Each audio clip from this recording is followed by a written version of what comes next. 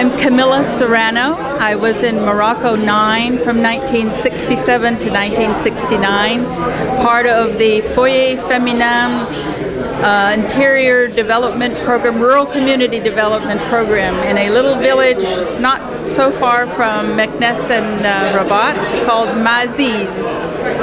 And sometimes we would come out every 6 weeks or so to go to the main town for a bath. And we took the Grand Taxi, which was a Chevrolet that had about 10 people in it. Not to be forgotten. Cheers! My name is Dwight Wagenius. I was in Morocco from 1964 to 1966, Morocco 3. I was stationed in Sarsuk, which is now called Irashidia. I had been there a week. This is really a boondocks town and in an oasis on the other side of two mountain ranges. And after a week, I got amoebic dysentery. And the person that I had induced to come with me there, and I went back to the capital city for her to be reassigned someplace else, and for me to get medicine and go right back to Sarsuk. So I spent a great 2 years there, and Caroline spent 2 great years in Tangier. Frank Gorman. I was a Peace Corps volunteer in Morocco.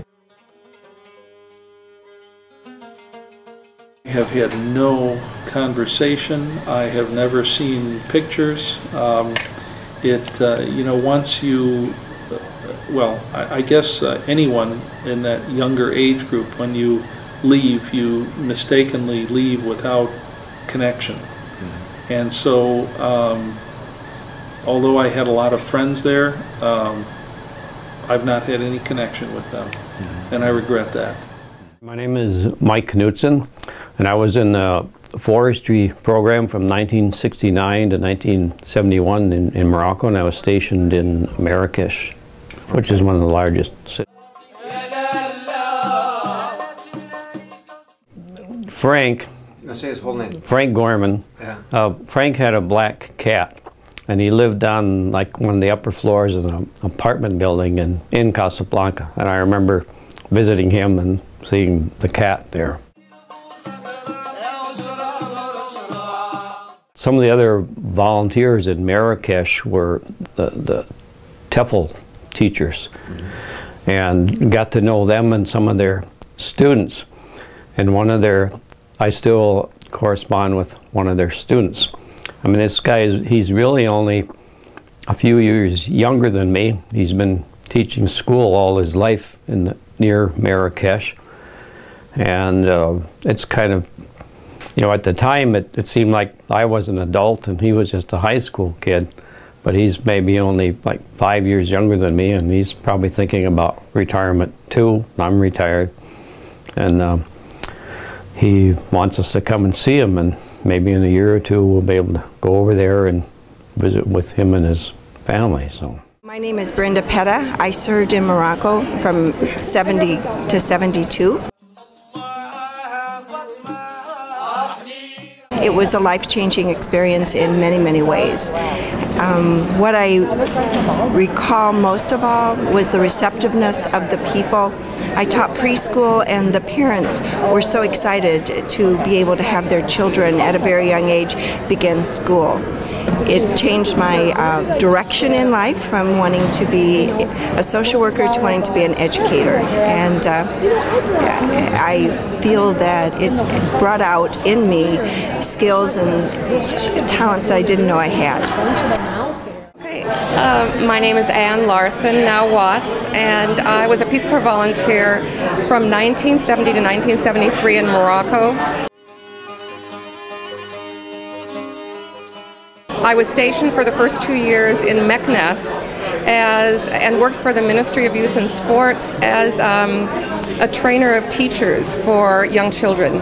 And in that capacity, I was able to travel around the region that I was located in, living in small villages and helping teachers with their teaching of young children. It was a great, fabulous Peace Corps job. Hi, I'm Tim Resch. I'm was a Peace Corps volunteer in Morocco, 1970 to 1974. I served for 2.5 years in Ouazzane in the foothills of the Rif Mountains, and then 1.5 years in Rabat, Morocco, the capital. I'm currently the president of Friends of Morocco, which is started out as an alumni, Peace Corps Morocco alumni group, but right now we include Americans who've worked, lived, and traveled in Morocco, a big chunk of which are Morocco RPCVs, but also Moroccans in America and Moroccan Americans. The hospitality, the friendliness was something that has stuck with me always. We say that Morocco is in our hearts. You're kind of always a Peace Corps volunteer for life, and it's one of the things that motivates me now 40 years after my Peace Corps service to continue to try to connect Americans and Morocco. Hi, I'm Judy Allen. I was in Morocco, North Africa in 1971 to 1973, and I had just graduated from the University of Minnesota. I'd had a business major and I'd been a minor in history. And the most shocking thing to me was I knew nothing about Morocco or the Arab countries, which are almost half of the world. And I came to a country that the women were covered and veiled and not really looked at, and I was a feminist, and it really surprised me, this level. I was a difficult time. It was Vietnam, Cambodia. We were not very well liked by the Arabs, but the country people and the common people were very glad we were there. They really loved the Peace Corps volunteers.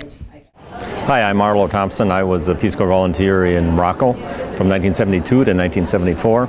I was based in the southern part of the country in the town of Beni Mellal, up against the Atlas Mountains, and I was working in agriculture.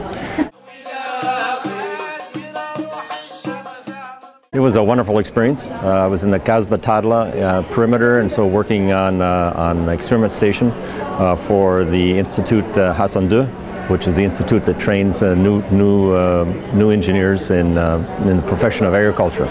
A couple of just a real quick memory of Morocco. It was a life-changing experience, and no question about that, because I've had the great opportunity since then to spend most of my work working in some aspect of international agriculture, and so learning the language, both French and some Arabic, was really very helpful for my profession, the rest of my career.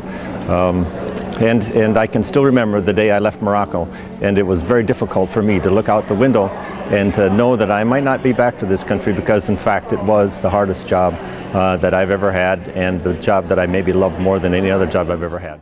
Patrick Race, 1979, 1980. I was in Marrakesh and Azamor, Morocco.